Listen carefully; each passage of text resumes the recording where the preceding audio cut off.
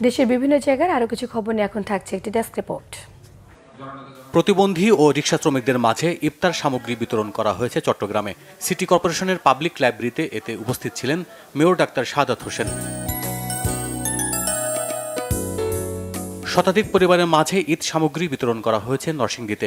সকালে শহরের পূর্ব ব্রাহ্মণদী এলাকায় এতে উপস্থিত ছিলেন নরসিংদী সরকারি মহিলা কলেজের সাবেক অধ্যক্ষ প্রফেসর কালাম মাহমুদ। বিএনপির সাবেক মহাসচিব কে এম ওবায়দুর রহমানের 18তম মৃত্যুবার্ষিকী পালিত হয়েছে ফরিদপুরে। সকালে নগরকান্দা লস্করদিয়ায় তার সমাধিস্থলে পুষ্পমাল্য অর্পণ করেন বিএনপি ও সহযোগী সংগঠনের নেতারা। ময়মনসিংহে পদোন্নতির দাবিতে পরমাণু কৃষি গবেষণা ইনস্টিটিউটের মহাপরিচালকের কক্ষে তালা দিয়ে বিক্ষোভ করেছে প্রতিষ্ঠানের কর্মকর্তা ও কর্মচারীরা। সকালে এই কর্মসূচি পালন করেন তারা। বহিরাগতদের ষড়যন্ত্রমূলক অপপ্রচারের প্রতিবাদ জানান বক্তারা। রংপুরে তারাগঞ্জ উপজেলা প্রাণী সম্পদ কর্মকর্তার বিরুদ্ধে দুর্নীতি অনিয়মের অভিযোগ মিথ্যা দাবি করে সমাবেশ করেছে উপজেলার খামারিরা।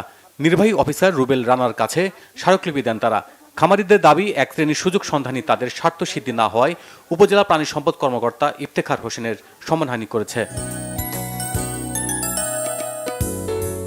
কক্সবাজারের সৈকত বালিকা উচ্চ বিদ্যালয়ের চলাচলের পথ দখলে নেয়ার অভিযোগে সংবাদ সম্মেলন করেছেন স্কুলের প্রধান শিক্ষক সমরচন্দ্র দেবনাথ।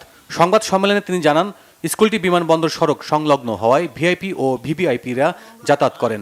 অসুবিধা এড়াতে বিকল্প সড়ক বের করে শিক্ষার্থীরা, কিন্তু তাও দখলের পায়তারা করছে একটি মহল। 26 মার্চ মহান স্বাধীনতা দিবস উপলক্ষে সবার আগে বাংলাদেশ কনসার্টের জায়গা হিসেবে বগুড়ার আলতাফুন্নেসা খেলার মাঠকে নির্ধারণ করা হয়েছে। সকালে জায়গাটি পরিদর্শন করেন কনসার্টের একটি প্রতিনিধি দল। আগামী 11 এপ্রিল অনুষ্ঠিত হবে এই কনসার্ট। ফুটবল ফেডারেশনের ইফতার মাহফিল হয়েছে মাগুরায়। স্টেডিয়ামে এতে উপস্থিত ছিলেন জেলা ফুটবল ফেডারেশনের সভাপতি শরীফ আজিজুল হাসান মোহন সহ অন্যরা।